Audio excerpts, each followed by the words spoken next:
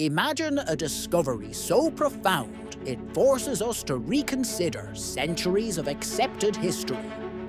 Such was the impact of the Dura-Europos synagogue, a site that fundamentally challenged our understanding of early Jewish art and religious practice.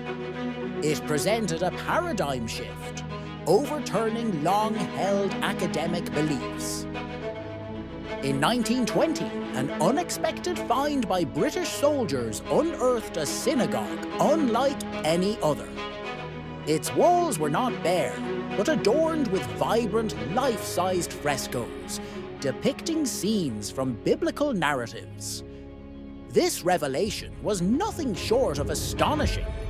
For generations, scholars believed that early Jews were strict iconoclasts, adhering to a rigid interpretation of the commandment against graven images. The Dura-Europos synagogue, with its lavish pictorial art, directly contradicted this deeply ingrained assumption. Our story begins in Dura-Europos, an ancient multicultural city nestled on the banks of the Euphrates River.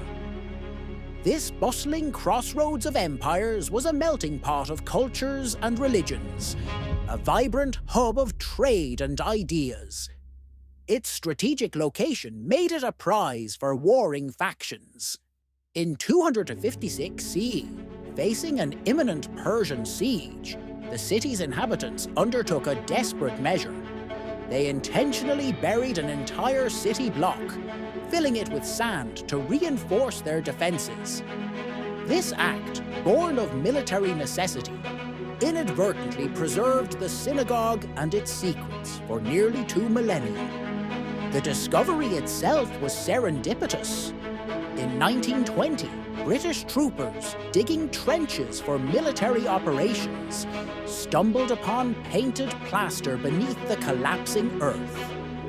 They had unearthed a treasure trove, a window into a forgotten past. The synagogue was later meticulously dismantled, its precious frescoes carefully removed and shipped across continents. It was labeled sensitive, a testament to the immediate recognition of its controversial and groundbreaking nature. Stepping inside the reconstructed Dura-Europos synagogue is to enter a world of color and narrative. Its walls are a canvas, covered floor to ceiling in narrative frescoes depicting a rich tapestry of biblical scenes. Stories of Abraham, Ezekiel, and Moses unfold in vivid detail. The colors themselves are a marvel of preservation. Lapis lazuli, vermilion, and malachite retain their astonishing vibrancy, as if painted only yesterday. This remarkable state of preservation offers an unparalleled glimpse into ancient artistic techniques. Carbon dated to 244 CE, these frescoes were created during a period of intense Roman persecution. Their very existence in a house of worship directly defied the prevailing iconophobic dogma attributed to early Judaism. It was a bold statement. These murals represent the oldest continuous cycle of biblical narrative art known to exist. They were not hidden away, but prominently displayed, intended to educate and inspire the congregation within their sacred space. This was art for devotion. The art also incorporated midrashic elements, expanding upon scripture with imaginative details. For instance, baby Moses is depicted in a fiery chariot, a detail not found in the canonical text. This demonstrates a dynamic engagement with religious storytelling. The frescoes showcased an unexpected artistic freedom and a willingness to interpret sacred texts visually. They challenged the notion of a rigid, unchanging faith, revealing a more adaptable and visually expressive early Jewish community. The revelation of these murals undoubtedly sparked significant debate. Religious authorities in Jerusalem, adhering to stricter interpretations of rabbinic law as codified in the Mishnah, would likely have condemned them as an affront. Their existence posed a theological challenge. However, the local Dura-Europos community clearly embraced visual storytelling. For them, these images served as a powerful tool for communication, education, and community building. They spoke a universal language. This embrace of imagery was a pragmatic adaptation within a highly multicultural environment. Other faiths in Dura-Europos, including pagan cults and early Christians, effectively used images in their worship. The Jewish community was not isolated. Interestingly, Jewish art later largely retreated from such prominent figural depictions, often confining itself to mosaic floors. This shift might have been a response to backlash from more conservative factions, or a reflection of changing religious sensibilities over time. Remarkably, just 70 steps away from the synagogue, another extraordinary discovery was made. A house church, also preserved by the same Persian siege, contained its own set of ancient murals. The proximity was striking.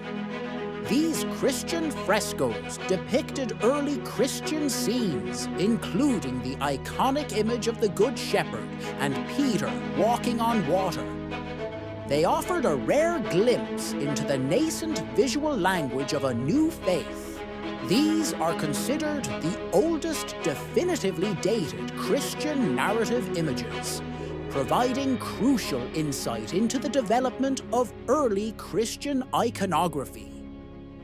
They predate many other known examples by centuries.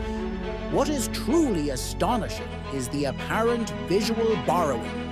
The church's art seemed to adopt visual language and even layout, scene for scene, from its Jewish neighbor.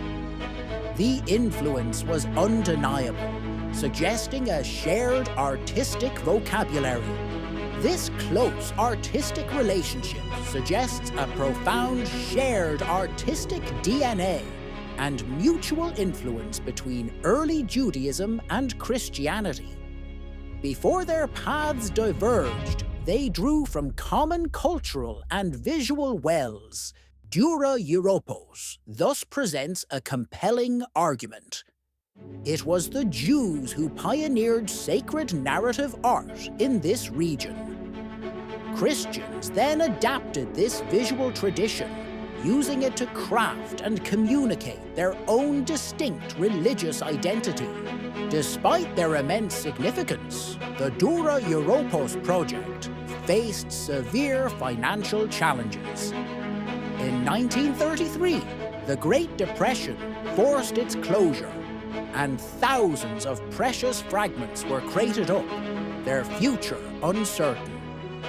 The journey of these artifacts was perilous. One crate vanished entirely, lost to history. Another ended up in a dusty basement, forgotten for decades, a testament to the fragility of historical preservation. Even the academic publication of the findings faced resistance. Color plates of the frescoes were deemed inflammatory, too radical for the established narrative. Only black and white photographs were permitted, sanitizing the vibrant truth. This amounted to an academic cover-up, whether intentional or not. It served to maintain the long-held, comfortable narrative of an image-free early Judaism, suppressing evidence that challenged the status quo. However, the digital age has brought about a resurgence. A dedicated French-Israeli team embarked on a monumental task, laser scanning the surviving fragments with incredible precision. technology offered a new hope. Building on this, a Palestinian VR startup undertook the ambitious project of reconstructing the synagogue in virtual reality. This digital resurrection makes the site globally accessible, transcending geographical and political barriers. This digital resurrection is more than just a technological feat. It challenges long-held beliefs, connects people across time and cultures, and ensures that the forbidden fresco of Dura-Europos can finally tell its full, vibrant story to the world. Conclusion. The question. We leave you with 17 centuries ago in a bustling frontier town, a Jewish scribe mixed lapis into paint and drew Moses, bigger than life, a heroic figure for his community. He did this knowing full well that the rabbinic authorities in Jerusalem would likely hate it, that it defied established norms. Yet he painted anyway.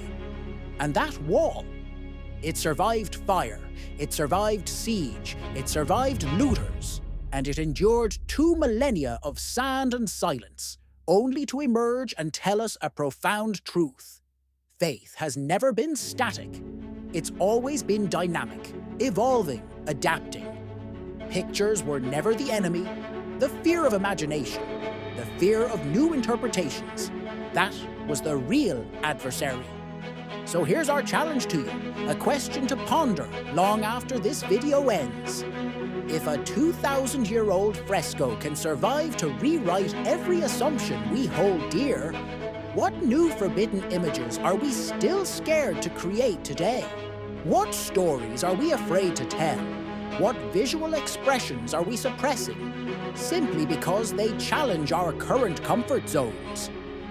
Tell us below what you would paint on your own sanctuary wall if you had the chance.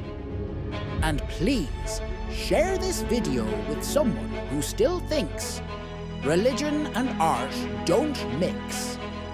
Because Dura-Europos proves unequivocally that they always have and always will.